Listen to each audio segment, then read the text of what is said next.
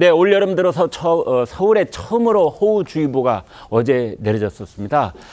당 대표직 사퇴 후에 좀처럼 모습을 드러내지 않던 이재명 전 대표가 우산을 쓴 채 법정에 출석을 했는데요. 그런데 오전만 출석하고 오후엔 못 나오겠다. 이제 그랬습니다. 이유가 뭔지 이재명 의원에게 직접 들어보겠습니다.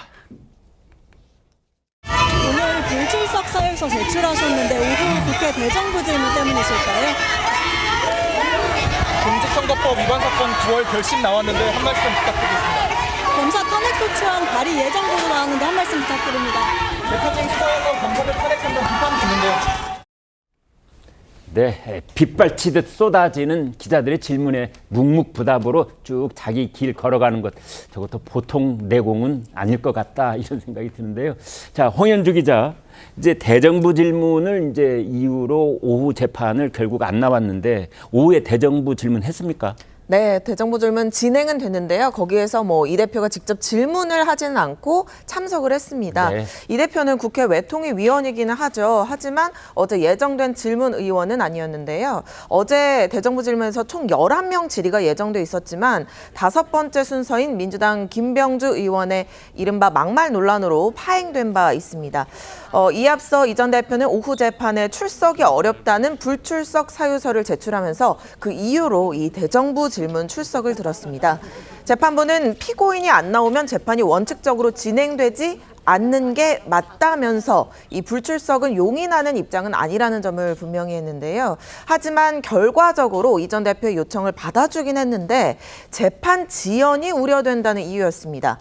이에 검찰 측은 재판은 피고인이 임의로 판단해서 참석하고 안 하고 할 수 있는 것이 아니라면서 반발했고요. 이 전 대표 측 변호인은 국회 공식 일정으로 이번 회기 첫 번째 대정부 질문이 있고 기일 외 증거조사로 가능하기 때문에 재판 절차에 차질을 빚지 않아서 불출석을 요청한 것이다. 이렇게 해명을 했습니다. 네, 불출석을 용인한 것은 아닌데 또 어제 불출석을 받아들이긴 했습니다.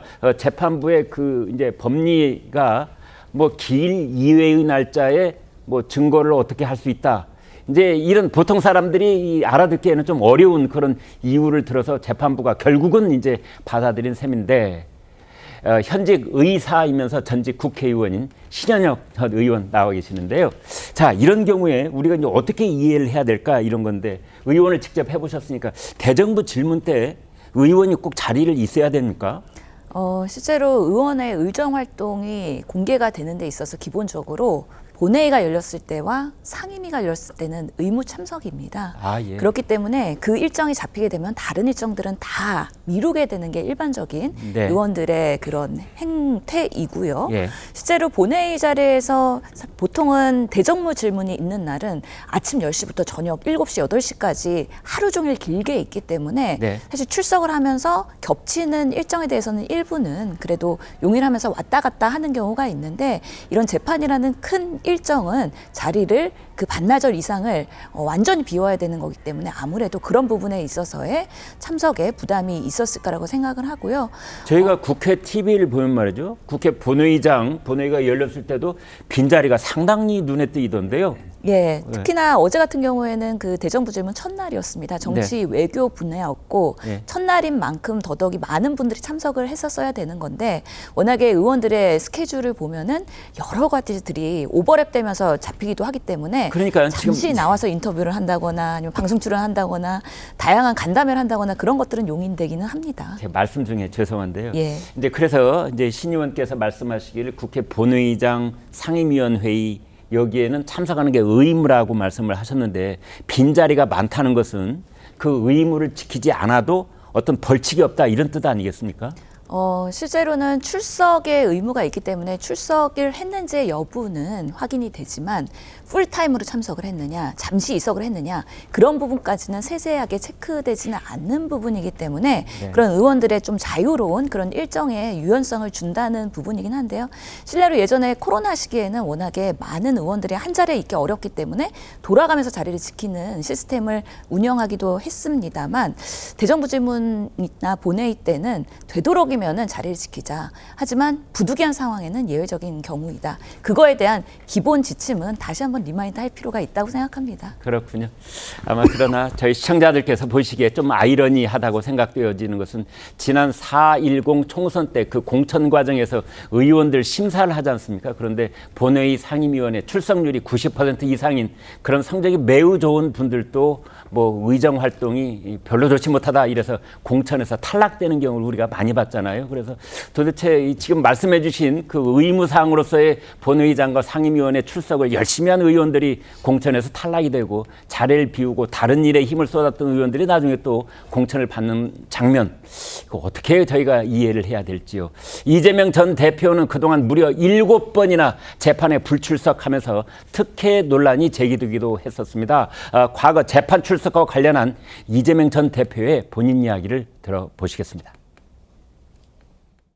재판에 출석하지 말고 지역을 돌아야 한다는 그런 제안도 있었습니다. 1분 1초를 천금같이 쓰고 싶었습니다. 저의 손발을 묶는 것이 검찰 독재 정권, 정치 검찰의 의도인 것을 압니다. 그러나 국민으로서 재판 출석 의무를 지키기로 했습니다. 네, 최백무 국장께요. 이제 다른 이야기는 좀 이렇게 옆으로 일단 내려놓고 본안만 얘기를 해보죠. 재판 부출석 다 횟수를 세보니까 이제 7번인데 이거는 불가피한 측면이 있는 겁니까? 아니면 이재명 의원에게 특혜를 주고 있는 겁니까?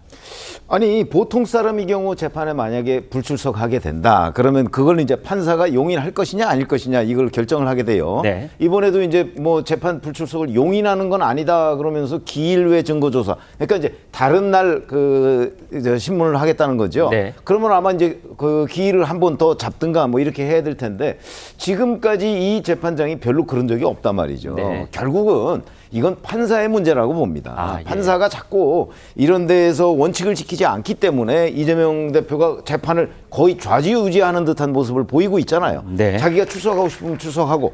아니 국회에 그 대정부 질문에 출석하는 것도 의무지만 네. 재판 출석은 그거보다 훨씬 더 강화된 의무입니다. 네. 두 개가 충돌했을 때는 어떤 걸 따라야 되죠? 재판 출석을 따라야 되는 게 원칙이죠. 네. 국회 불출석했다고 해서 누가 제지하는 거 없습니다. 네. 그러나 재판 출석의 경우에는 만약에 합당하지 않은 이유로 재판을 계속 불출석한다면 강제 구인도 할 수 있습니다. 네. 그렇죠? 이미 그런 경고도 이재명 전 대표는 한번 받은 적이 있잖아요. 네. 그렇기 때문에 지금 뭐 국회 참석을 이유로 해서 재판에 불출석한다? 그거는 그냥 핑계에 불과하다. 저는 그렇게 봅니다. 네, 저희들이 가졌던 의문에 대해서 최백무 국장이 답을 주신 셈입니다.